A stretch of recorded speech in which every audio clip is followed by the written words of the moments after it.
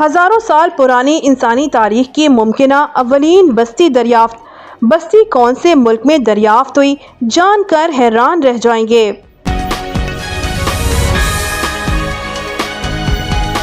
ماہرین آثار قدیمہ نے ترکیہ میں ایسے قدیم اسٹرکچر کو دریافت کیا ہے جو کہ ممکنہ طور پر دنیا کی اولین انسانی بستی ہے۔ اسے گوبیکلی تپہ کے قریب مینڈک تپہ میں دریافت کیا گیا۔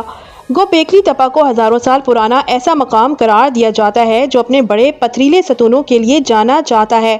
ماہرین آثار قدیمہ نے گزشتہ دنوں انکشاف کیا کہ انہوں نے جو اسٹرکچر زمین سے نکالا ہے وہ گوبیکلی تپہ سے بھی زیادہ قدیم ہے۔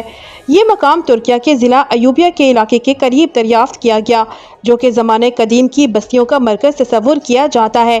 گوبیکلی تپہ کے برعکس مینڈک تپہ میں اوپر کی جانب اٹھے مستطیل پتھر مخصوص تعمیراتی اور ثقافتی شناخت کا اندیا دیتے ہیں۔ اس مقام پر 2024 میں کھدائی شروع ہوئی تھی اور اس وقت سے اب تک تحقیقی ٹیم نے 20ویں ساخت کے اسٹرکچر کو دریافت کیا، جن میں سے کچھ میں پتھریلی دیواریں اور نقاشی سے مزین پتھریلے ظروف کے زرات موجود تھے۔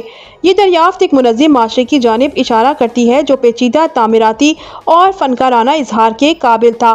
پروجیکٹ سے جڑے ماہر ڈاکٹر نیکمی کیرل نے بتایا کہ مینڈک تپہ ایک بہت اہم مقام ہے جو اس خطے میں اولین بستی کو سمجھنے میں مدد فراہم کرے گا۔